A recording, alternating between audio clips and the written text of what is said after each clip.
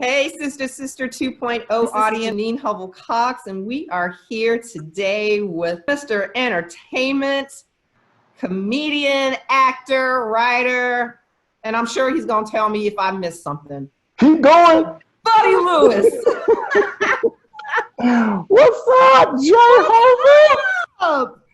Don't mind the gun over my shoulder. That's my little trademark right now. Yeah, I do everything under duress. Oh, that's your like Black Dynamite. Yeah, that's my I did it. He keeps you in order. He keeps you in line. Exactly. So tell your audience I know it's there, okay? Because they call me, you got a gun pointed at you. Yes. Yes, he knows. He knows, viewers. That's all right. And he needs to be kept in check. Trust me. Thank you. Buddy Lewis, thank you so much for joining us today. It has been a long time, my friend. How are you? I am doing fine. Janine, we are connected in a lot of different ways. Please do share with our audience. Okay, so wait. I have to preface this statement. There are certain things that you cannot talk about.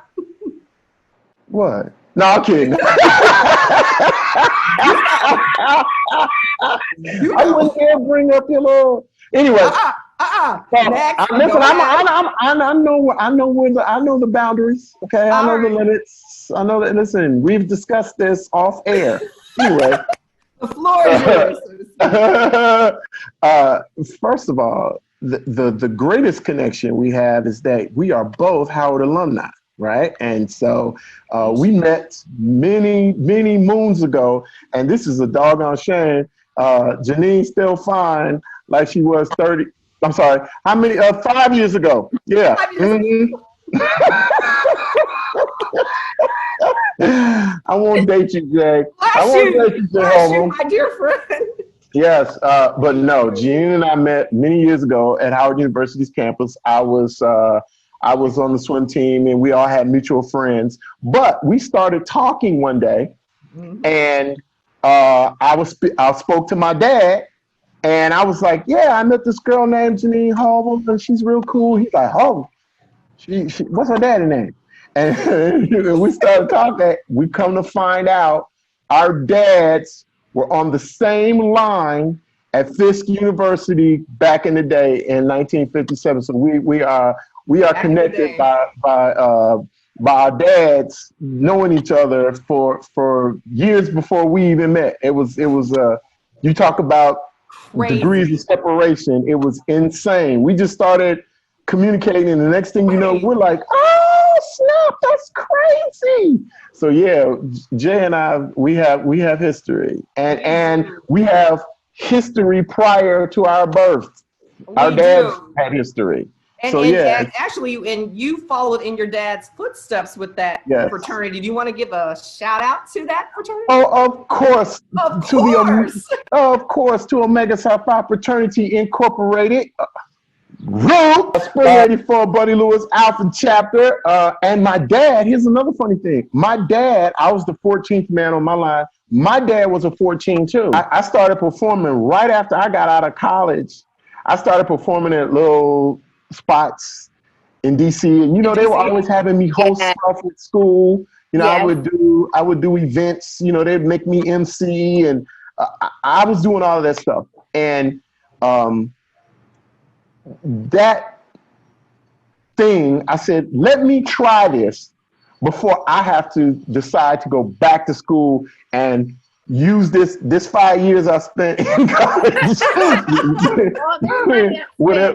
whatever that knowledge that I picked up, before I have to sort of fix that, because I didn't have honor roll level grades. I was gonna have to go back and like fix my grades and do some stuff. So I probably would have needed another year and a half after being there for 5 years to fix some of that stuff to get my GPA up or retake some classes.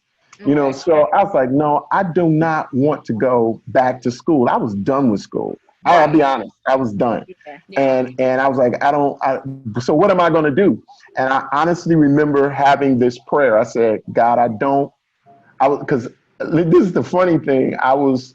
When you get out of school, sometimes you're prepared to do some things, and some people are prepared to go right into what their career goal is. You know, whatever their career goal was. Like, because I was a microbiology major, you know, you're thinking medical school, dental school, Right. lab, you know, something. You're a lawyer. You think law school, clerk, you know, paralegal. You think something. Man, I was a good lifeguard. And so, you know, it was like, what am I going to do here? And I'm lifeguard. And I was like, you know what? I don't like this, because this is not the way I'm going to live my life. I spent 5 years. I'm a microbiology major, and I'm sitting here being a lifeguard at the Y. I started performing with a friend of mine. His name was Craig Fraser. You remember Craig? I remember Craig. We were going to be a duo. But yeah, we were going to be a comedy duo. And this Negro was. Wow. Yeah, it was two of us. We would, because he was funny too. But I was writing all the material, and Craig would, and you know, I was writing most of the material, and Craig and we clashed a little bit because I was like, dude, I'm doing all this stuff, and he was still working, so we couldn't go to clubs together, and you know, and then we started doing this. We both kind of broke away because one time I'll never forget this. We were at some party. And I was running my mouth, you know, telling all these jokes and stuff. Craig done wrote all these jokes down, and now using my shit on stage. I'm sorry, excuse me, using my stuff on stage. I'm like this. I'm like, for real, Craig. And it was Chris Rock. Everybody was standing out. And that was before Chris Rock was Chris Rock. He was exactly. Chris Rock. He was, you know, and I didn't know him that well. As a matter of fact, it was funny. I didn't really know him that well. But here's the funny thing. Chris Rock was very good friends with Nelson George, the writer, author, pundit, Nelson George. Wow. He and my cousin used to date. Wow! Get out of here! Yeah, and they used to date, and so they worked together and they were dating, and so whenever Nelson George was in town, he was usually with Chris Rock, and I was like, "Oh, Nelson," and then my cousin was like, "Tell Nelson you my boy, you're my cousin," and I tried to pull the old cousin. He's like, "Yeah, whatever, bro." Yeah, right.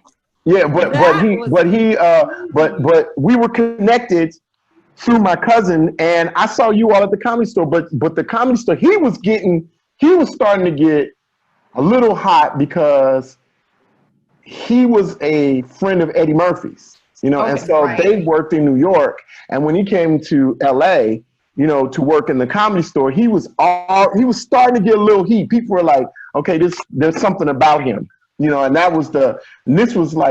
had to be 1989 or 19, because that's when I came to California, and I used to stand out that used to be how you got stage time, is you'd have to just be in the Comedy Store lobby area, working the doorman, work as the whatever to get stage time. You know, it was like you had to pay your penance, and you know, if you were, you know, trying to work the club. And so I had to stand out there and pay my dues. And to this very day, this is what's funny. To this very day, mind you, I've been out here since 1989. Yeah. And I can tell my story. I'm still not a regular at the Comedy Store. Are you really? serious? Why not? Wow. It's the weirdest, most bizarre system. It used to be that the owner, Mitzi, would sort of like bestow, you know, you are now a regular on you, and you would work as a regular and get spots. She passed on me, I would say like 3 times, because once she passed on you, you had to wait like 3 months before you could go back. Okay. Or 6 months. It might be 3 months or 6 months. I can't remember the amount of time, but you could go back. Well, you know, in 1989, I'd already had my little, you know, I felt like I had my moment in there. Yeah. You know, and so I was working, and I thought I was doing good, and I was working at all these other clubs that I thought, you know, would give me, you know, a moment to get on in there. And she passed on me I know I went 3 or 4 times, and it made me so angry and so like I was so like Probably mad. like you do one or two things. Either you say this ain't for me, Right. or you go start working other places. And so what I did is I said, you know what, she won't give me a spot, I'll start my own. There you go. And so for like 2 years, maybe from like in the mid 90s up until like 1995, I was a person that would start a room in a bar. Good. And do comedy. Like I had like one day because I was still working, I wasn't like making money as a comedian or an actor or anything. So I was still working downtown LA. I worked at a law firm. I was known as Conica, the fax boy. And Did you ever ask I had to do something, man. So, but I would start a room, and I started more comedy rooms. I had like this one thing where I did this. I had this happy hour, comedy hour thing where on every day, and especially on Fridays, I would do comedy from 6 to 8, and you could stay in there and listen to comics, from 6 to 8, and then leave. I started that. Wow. Did you ever in ask LA. her why she didn't? No, you don't. She'll tell you some old ambiguous, because Mitzi was in. We're talking. She was approaching probably her late 60s when I got out here. And her late 50s, and she'd say something half funky, kind of. You're just not ready. Like, what does that mean? Hilarious. Yeah, I mean, she would say stuff that was like, you sound sort of like another guy now. Just come back in 6 months. Let me see how you've grown. She'd say something, like something crazy like that. Or yeah, you go back there or you realize that she had fallen asleep while she was watching it. You should have given some of that buddy juice, that good buddy juice. I know. I mean, it was a learning experience, but it was hurtful sometimes because you're like, dang, because I would go to, that wasn't the only spot, so you go to places and you're killing, and you would do well in there, and she'd go, and I don't want to, you try not to chalk it up to. Like, your race or, your gender or, whatever. I was gonna go there next. Yeah. But BS, but yeah, like, and so just to tell you what that means, I'm just show you, Kevin Hart's not a regular at the Comedy Store. What? Wow. Get His out. name ain't, you look at people's names on the wall, and and you look at how this business says, like I tell people all the time, it's just like the Apollo Theater. Sometimes they boo people who were like, okay, you booing the wrong person. This person's about to be a star. What? Right. Why y'all boo? They booed Luther. That's a good comparison. Yeah. Yes, it is. Yeah. They booed Jamie Foxx off the stage. They booed DL off the stage. Wow. That is So, crazy. to say that you need one place for validation, that's, and I've made a career. And what's so weird about it is, this is what's so strange. I had my own room in the Comedy Store. Wow. Like at one time there was a night called Fat Tuesdays. Mm-hmm. Well, Guy Torrey did it every Tuesday, and then he switched to doing it once a month. Okay. Well, those other Tuesdays, they moved it to another room because they have like 3 rooms in the Comedy Store. There's the main room, the original room, and the belly room. Well, the small belly room, I was the host of that night for almost 2.5 years.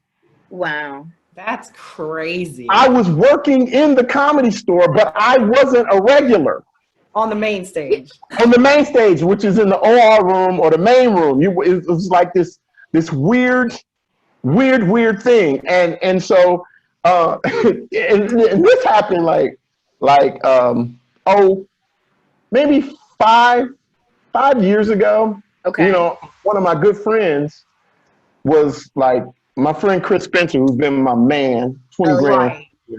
Chris was like, yo, man, I'm gonna let you open for me down at the Comedy Store in La Jolla, which is in San Diego. Okay. So I had done it twice for Chris. Like he'd say, buddy, come go with me. I'm gonna let you open for me. And I was like, okay, cool. And we go down there and play golf. It's not a lot of money, but it's a hang out with your boy kind of thing, right? Yeah, You ain't got nothing to do. You go down there, you do 4 or 5 shows, and you come back. You make a little money, and it's cool.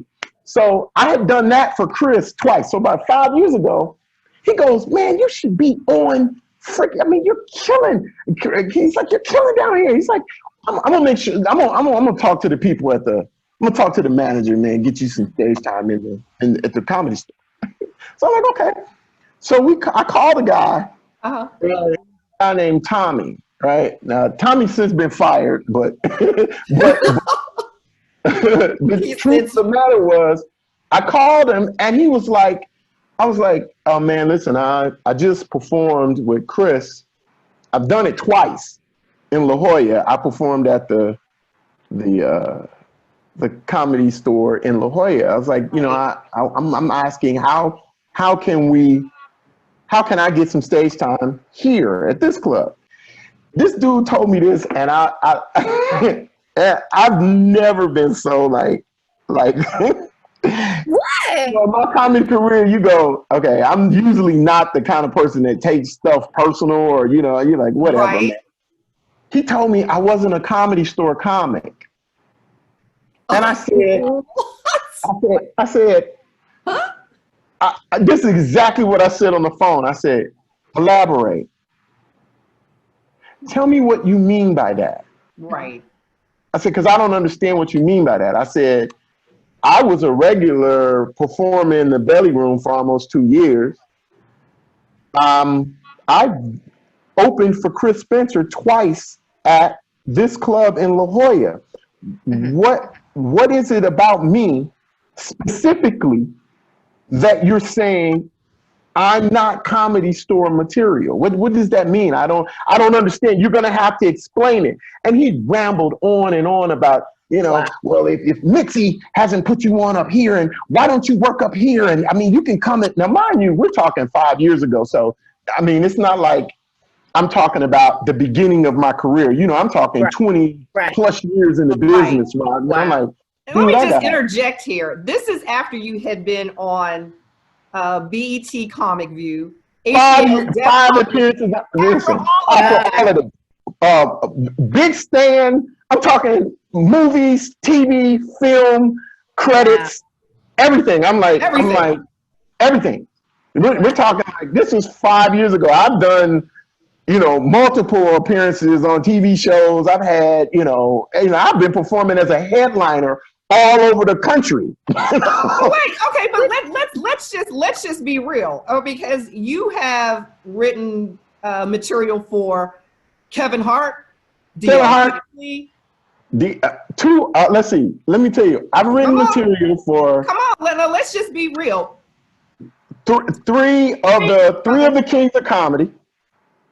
2 Oscar winners, Jamie Foxx, Monique. I worked with them. I worked with Monique on her show. I was a warm-up on Monique's show. I was a warm-up on Steve Harvey's show for 5 years. I've had 5 appearances on Comic View, 2 on Def Jam. I was a writer on Real Husbands of Hollywood. I could go on and on and on. My resume is on Buddy Lewis jokes it's on Instagram and IMDb. Let's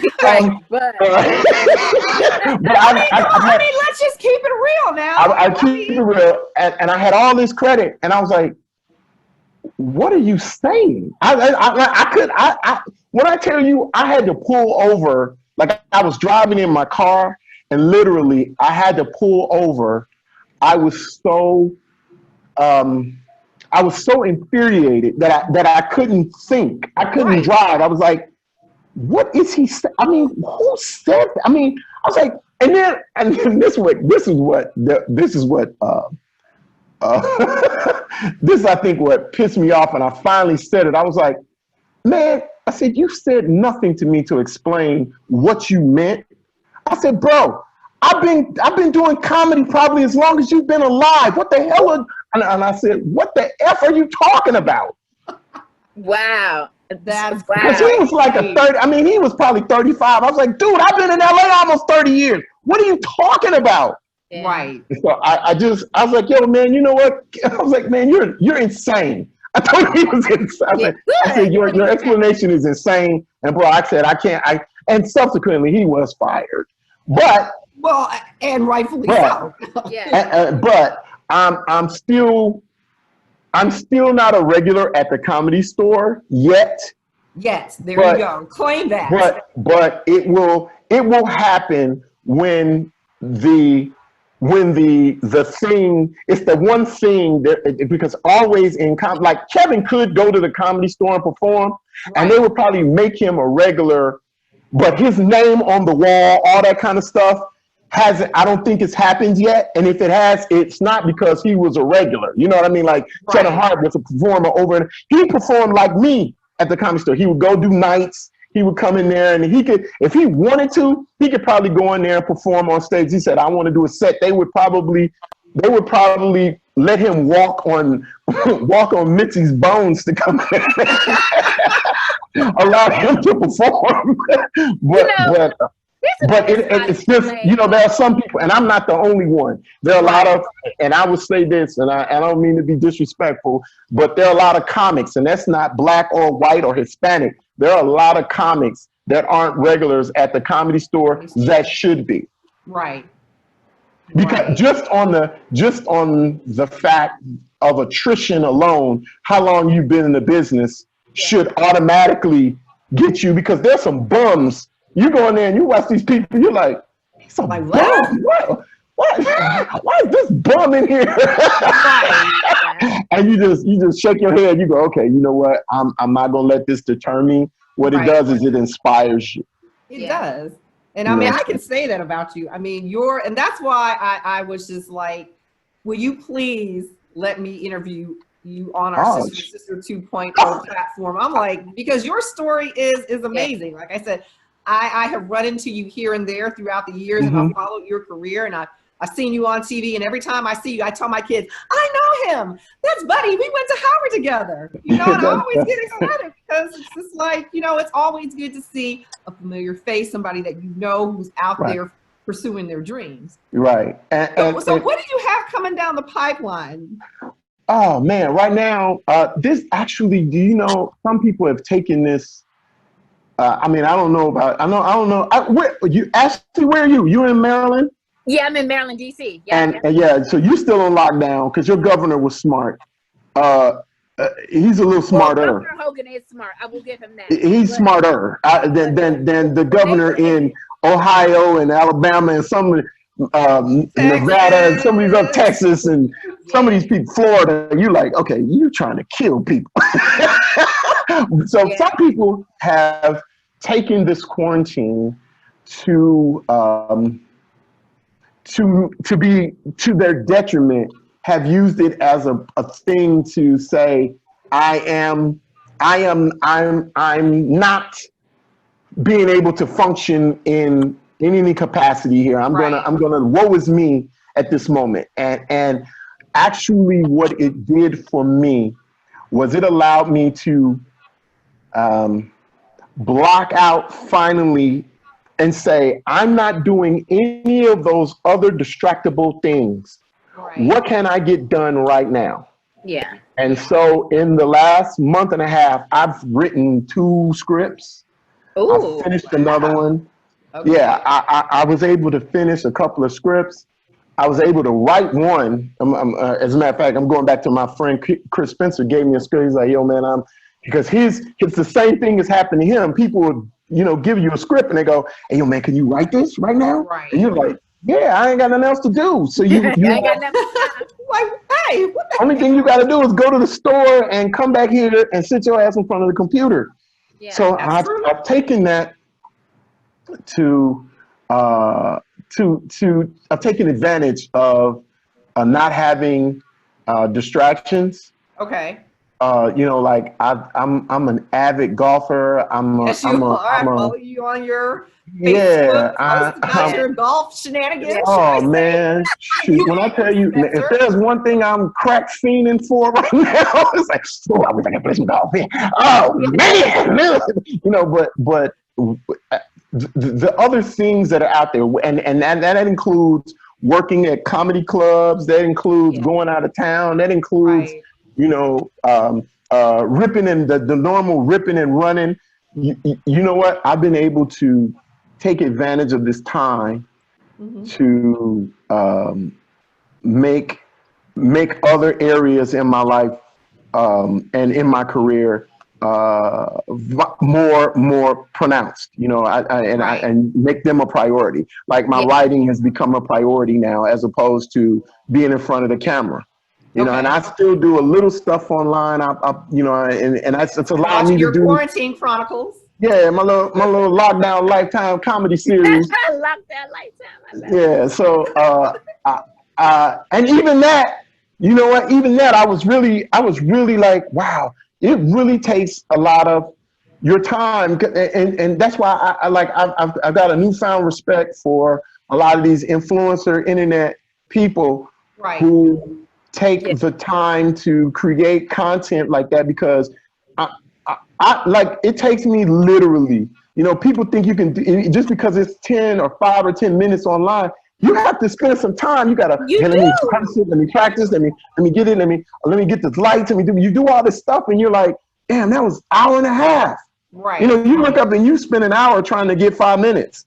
You know, you spend an hour trying to get 10 minutes, you know, and so I have a newfound respect for the people who do real comedy internet sketches and stuff, you know, people who are still trying to do that stuff online right now, because I'm a one-man band here, so if I don't do it, it doesn't get done. You know, there's nobody like, okay buddy, you know, we gotta write these bits, and it's like, hey man, I gotta get this stuff done. And so I've written for a couple other people. Kim Whitley I still write for. You know, so she's doing. You and Kim are really good friends too. You guys. Oh my God. Again, 6 degrees of separation. Kim, I'm gonna tell this quick story. Kim was an exchange student at Howard. She won't want me to date her, but her ass the same. Anyway, she was a Howard exchange student, as a matter of fact. Because Kim was a Fisk.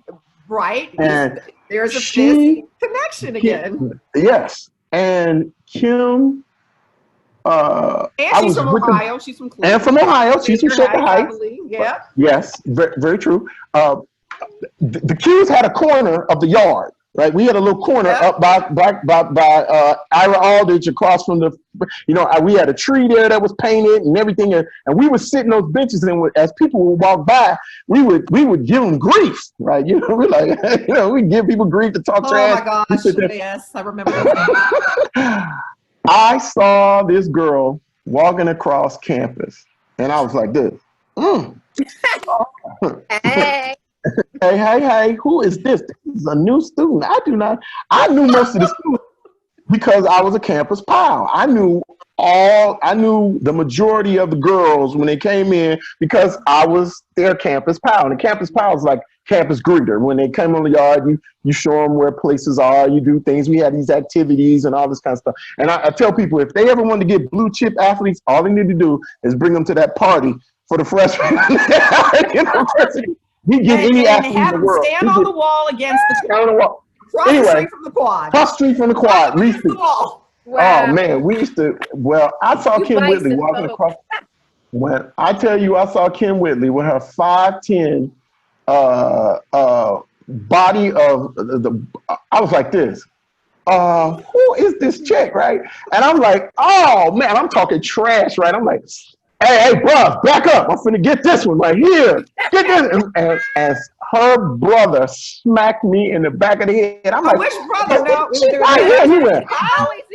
He went, my sister punk. I went, oh, my bad. Oh, my bad. Would that have been Kyle Whitley? It was Scott, my frat brother. Scott like damn near, I don't mean like hit me, he almost damn near punched me in the back of my head. Like, oh, Scott, your sister's fine, man. I'm sorry. Like, oh, Ron, I'm sorry. No disrespect. No disrespect, honey. And then I was like, he introduced me to Kim. I'm like, oh, yeah, Kim. I was like, all right, bro. And then I started being her, like the protector. All right, leave her alone. She is not to be. Kim said she didn't have one date at all. I was like, because the bros, if we couldn't have you, can't nobody. That's crazy. And You Kyle. will not be touched. But yeah, Kim Litley and I met at Howard, and we have been friends since then. Ever since. I keep my friends. I have good friends. You do. You keep I'm good company. we good friends. You keep very good company. And I was saying, so Kyle Whitley, he's always here in DC. Like, I see Yeah. him at parties. Mm-hmm. Right, Kyle and Scott and her brothers. They're all crazy fun. Yeah. And he just had the most humbling story. Like my best friend's line brother is Joe Claire. If you listen to Joe Claire's stories, Right. my God, this person, Kevin Hart, this person slept on his couch, and this one and that one. Yeah. Guy. So you guys have the most humbling stories. Yeah, and and it's so funny because I started out in DC performing. Yeah, I started out in DC. Yeah, So, at the house. Okay. at the Comedy Cafe on K Street. This no longer there. No, It's no longer there. The DC And it was right next to the Burger King. See, I know. See, people don't know there's a Burger King on like 15th. Way. right. Like 15th. It was like 15th and K Street. There's a Burger King. K Street, and there was a comedy club in there, and now it became some honky tonk bar or something. But it was a comedy club, and the Fat Doctor, Martin, Tony Woods, we were all that's my crew of people. Joe Claire was a little after me, but Teddy Carpenter, all those people were I'm trying to think. Let's see. The mayor of I'm trying to remember his name. Oh my God. Kevin Anthony and oh my gosh, he was the mayor of Rap City. He was on Rap City. Not Tigger. Rap God City. dang it. And I see he's got big eyes. I can't remember his name. Oh God, he'd kill me if I saw him. Not Kevin Anthony. It was Danny. Oh God, it'll come to me in a minute. But he was a little ahead of me. But all those people were in DC performing. Tommy Davidson, we came up together. And so, as a matter of fact, I got a little Martin story. This is my Martin story.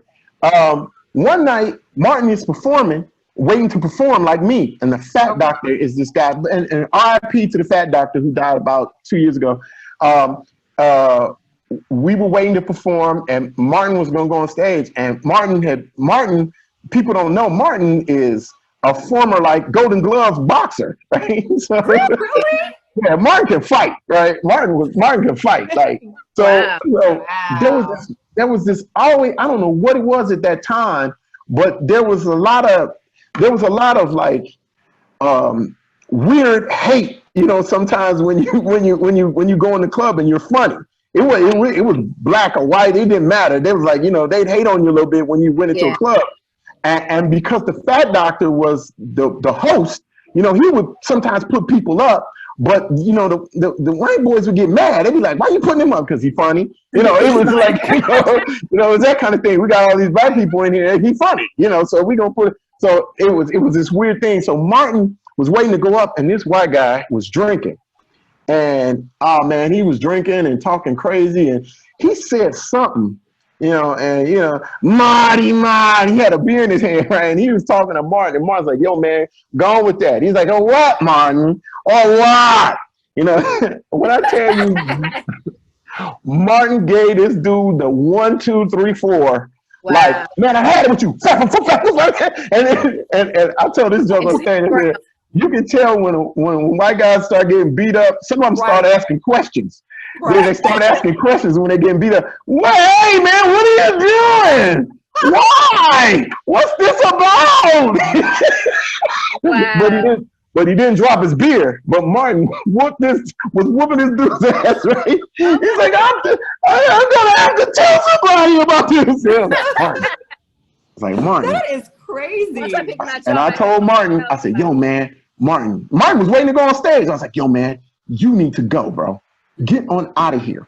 You need to get out of it, because if he calls the police and you beat this dude up, they ain't gonna take him. They're gonna take you. They're gonna take you, right? They're gonna take you, bro. I was like, man, Martin, seriously, man, you should just roll tonight. Just go.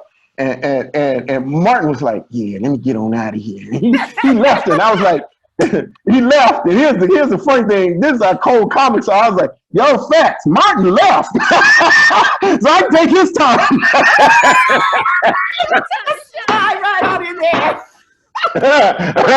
But no, I was really trying to protect them. Like, you know, man, you need to, you know, because that's when DC at that time, that's when there was a lot of tension in DC. Yeah. There really was. In the early, late 89, you know, there was a lot of tension over, you know, racial tension. You know, there was the protests over at the embassy. There was you know, Mayor Barry had gotten in trouble. There was all this tension in DC, you know, black and white tension.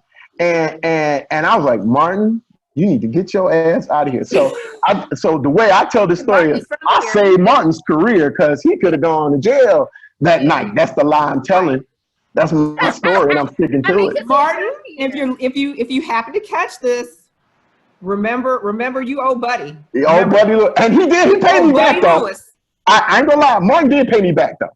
Yeah, he did pay me back, because Martin actually put me on his TV show. That was the First Amendment, right?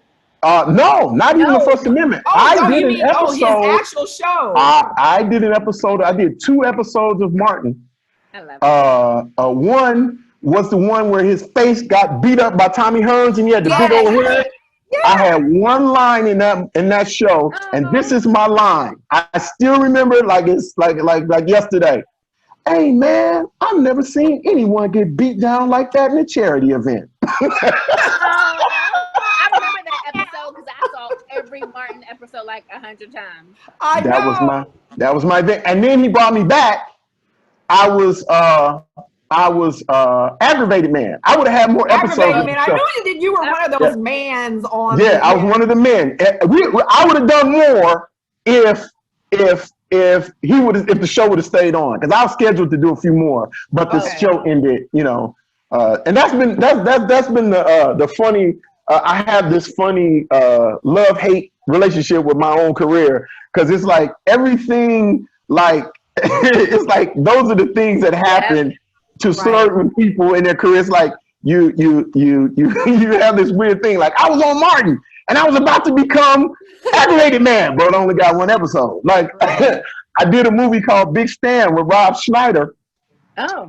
It was supposed to go to the theater. It was supposed to be. Now, mind you, Rob Schneider has not had a film that didn't go to the big theater. Right. But the company he was working with, or the production company or whatever, they had some bad business and went out of business or something for a minute. This company called Mandalay, and it was like Lionsgate or whatever, but back in the day, and the company went belly up, and so that movie they put straight to DVD, and that was like, oh damn it, I'd have been in the theaters. I want to be on the big screen. Damn, Black Dynamite, same thing. We had this film called Black Dynamite, which that's it right there in the back. Yeah, I was playing a role in the film, and the movie got sold at at Sundance, at the Sundance Film Festival. Now I'm just gonna let you know that's in Park City, Utah.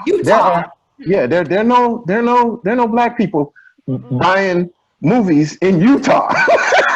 So the movie was very, very popular with the white folks, right? So they got scared because they were like, we want to see how it does with black audiences, because the movie is a spoof and a satire of old blaxploitation films. So the white folks got a little nervous, like, oh my God, black folks are gonna hate this. They're gonna think it's racist, and they're gonna, you know. And we're like, man, look, if it's doing this, Well, Right. y'all black folks are gonna love this movie because it's silly. We understand, you know, we ain't taking this We serious. get I it. mean, we love we get it. we get it, and we love Rudy Ray Moore. We love that trash. We love those old trash black exploitation movies. We love them, right? They got scared and decided they were gonna sell the movie, but they wanted to test it. Okay. And they used the only like test group at the time that was a test group for urban movies, and they used Tyler Perry's test group. Wow. Now, the first line in the movie, did you hear me? The first line of the movie is, and this is just the movie, ladies. I'm just, shh, you're gonna wake up the rest of the bitches. Wow. It's the first line in this movie. Yeah. Tyler Perry's audience went, oh no. Right. They got scared. They got scared and said black folks are gonna hate black women are gonna hate this movie. Yeah. They're gonna hate this movie, and we're not gonna put so they decided not to put it in the big theater, and they put it in select cities, and it was like, what? We were like, oh my God! That was the first time in my career. I want to go, man, forget these Negroes. Will you put this movie in there? But no, it became a cult classic.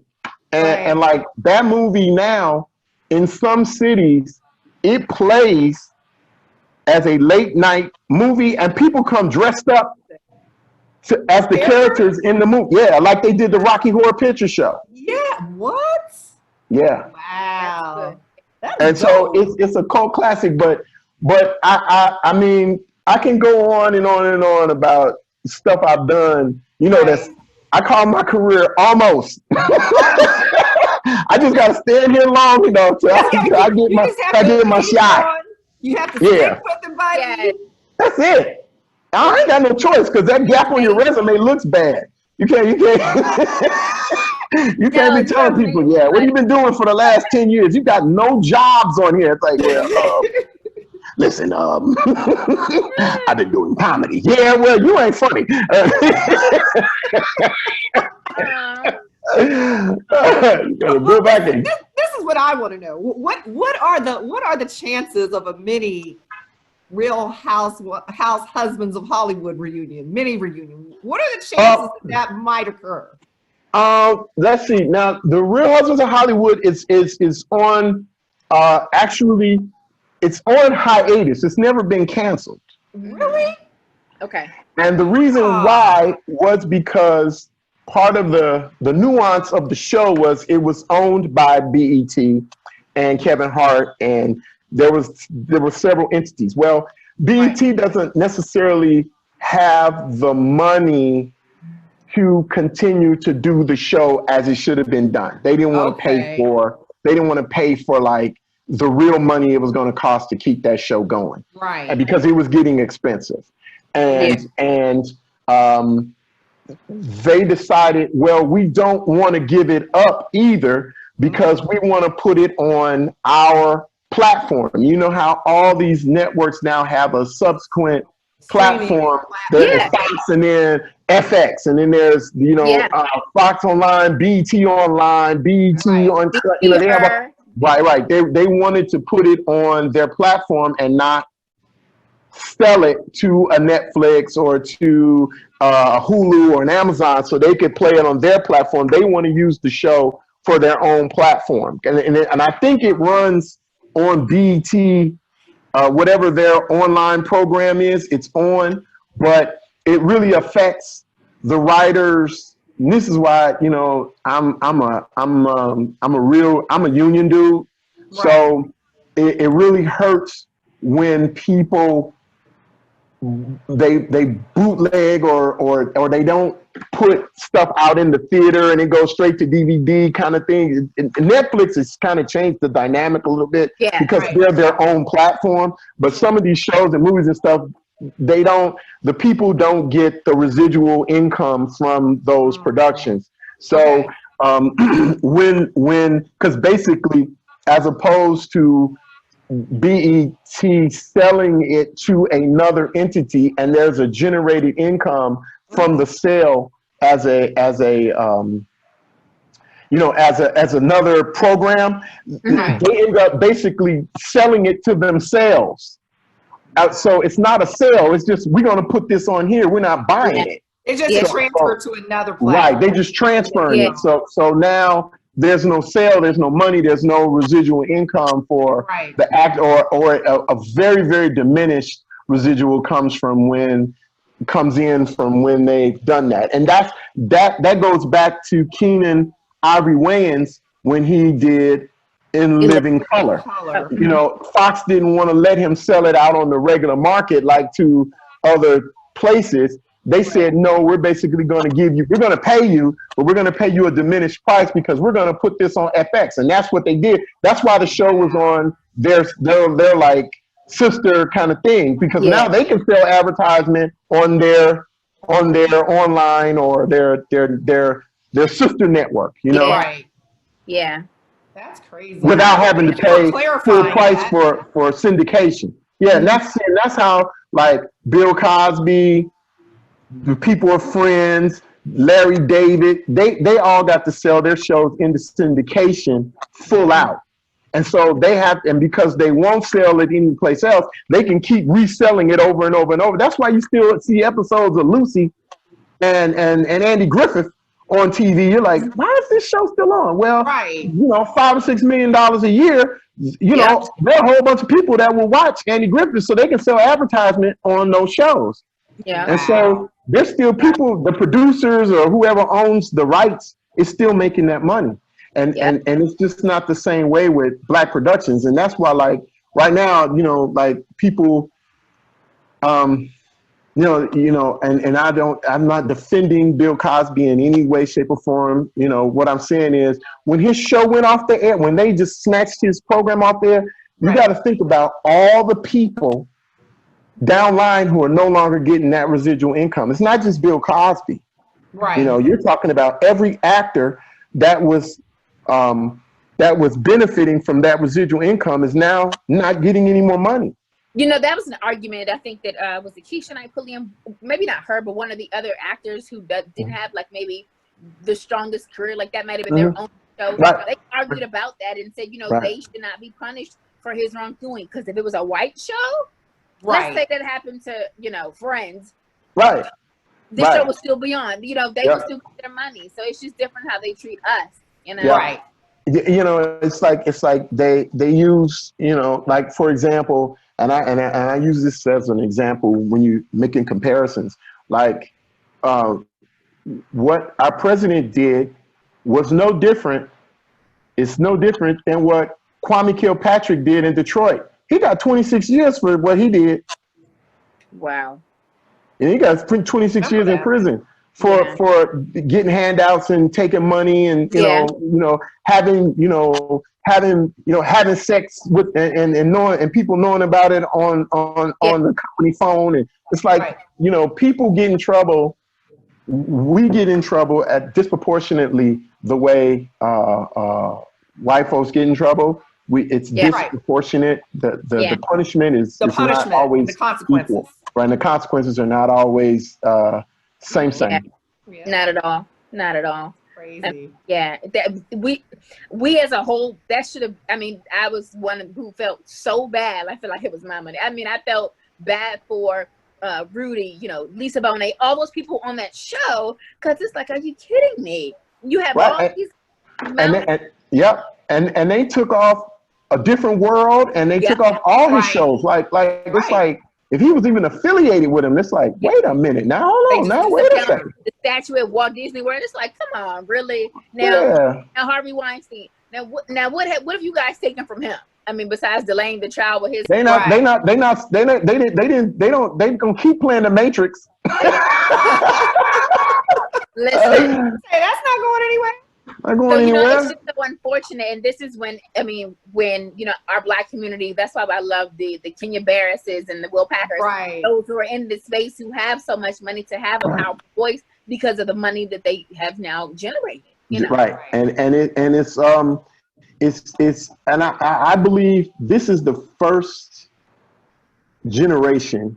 I would say, you know, there was slightly one before, but now more than any time before, you're going to start seeing a little bit of